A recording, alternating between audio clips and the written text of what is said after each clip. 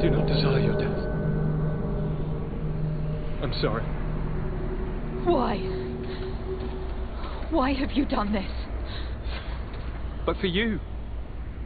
For us. So that we may live free at last. This makes no sense. Constantine, it's madness. You don't understand because you're still attached to the old world.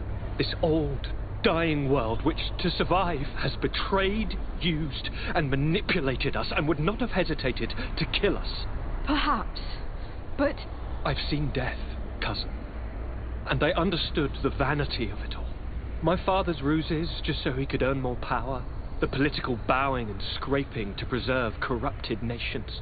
I have been offered unrivaled power, allowing me to get rid of this, to send the old world back to its inevitable death, and to build something new here. Something unique. And this new world is my gift to you. You and I could be its new gods, the immortal and benevolent monarchs. He himself is the incarnation of the old world he is speaking of. He has its vices and its poison. For his own immortality, he's prepared to destroy everything around him, to break millennia of cycles. I implore you, flesh of my land, think of all the lives that will come to an end to feed his pride. Don't listen to this old god. He's like all the others, after all, clinging to life. All you have to do is to bind yourself here, with me, and we will be gods together, forever.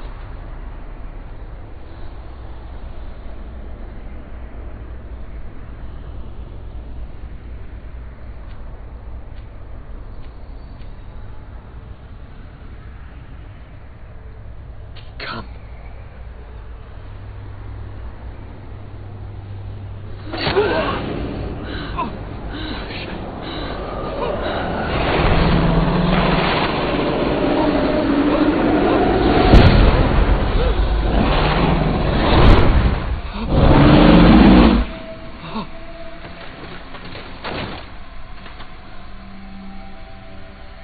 Good night, sweet prince.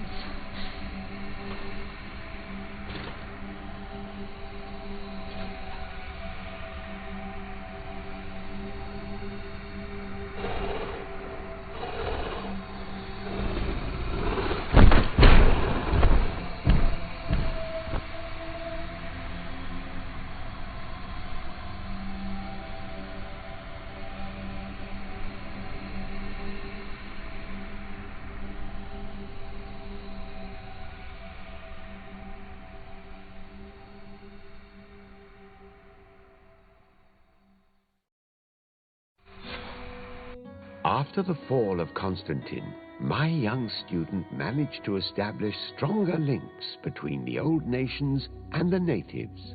Some of their donegada were even invited to the continent, and with their help, it slowly became a land filled with life again.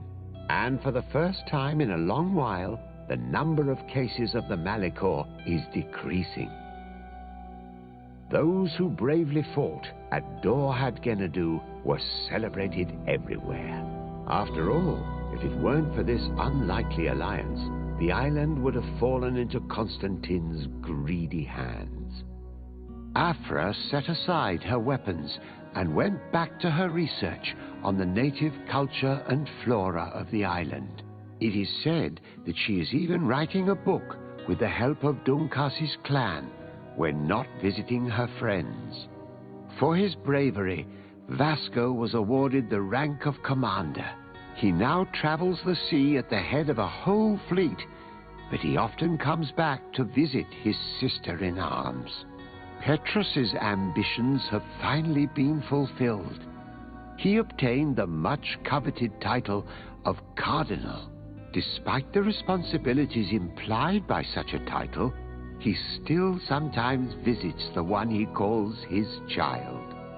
These precious friendships allowed my student to slowly forget Kurt's treason, even though she still feels bitter about it at times. Siora, who had taken back her role as the Donegad of her clan, convinced them to join the Donea Exregao. Her heart was still full of disappointment for the time she spent in vain alongside her Renaigse. Despite the help Ulan received, which allowed him to restore the importance of the Seaside Nemeas, he still had to renounce the role of Marl as he faced the contempt of the other clans. Her friendship with the Renaigse helped Deirdre to overcome her reticence. She willfully accepted to follow the orders of her new High King. Dunkas and his people spent a lot of time with savants and theologians. Patiently, they shared their knowledge of the earth and learnt new techniques from one another, and in so doing, they restored balance between the new world and the old. The public revelations of St. Matthias's life led to a deep change in Teleme. The Ordo Luminis was dismantled for good, and the missionaries' purpose is now to establish dialogue rather than conversion.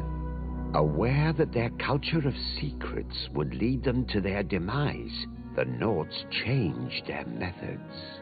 They welcomed numerous new recruits amongst them, notably natives. Although it was weakened on the continent, the Guards' influence kept growing on the island around their city of Hikmet. They managed to establish peace with the natives, where the Alliance had only managed to create anger, despite the negative influence of some shady members in their midst.